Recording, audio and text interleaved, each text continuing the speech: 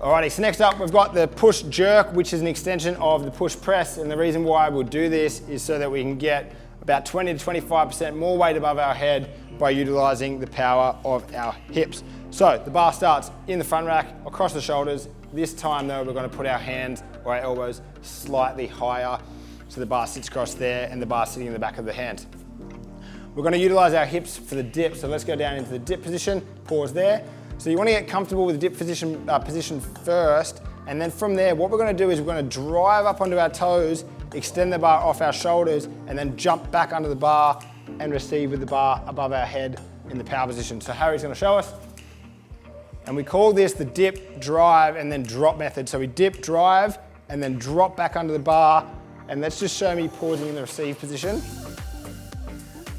So we receive in that position there. You can see his bum slightly behind his shoulders and the bar's directly above his head. So we want to be able to pause in that position there with our ribs tucked down before we stand. So we need to extend fully before we stand up. Just like the other presses, the bar will be behind the shoulders, the hips fully extended and squeezed. So because this is quite an advanced movement, we do see quite a lot of errors that go on. So we're going to go through each error and then help you fix that. And if we can't fix it just yet, we want you to go back to the push press and just really get good at the fundamental movement of using your hips and pressing overhead at the same time.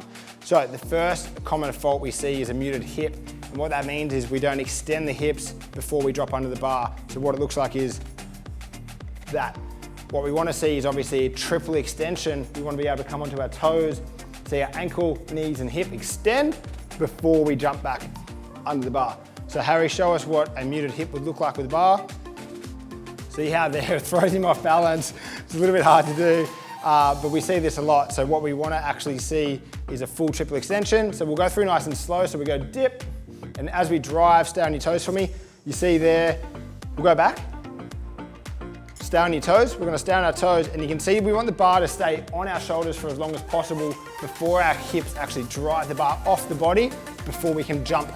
So as you see, you can jump now. The bar's going to come off the shoulders, and we can jump under the bar, receiving that power position where we're at our strongest, and then use our legs to stand up.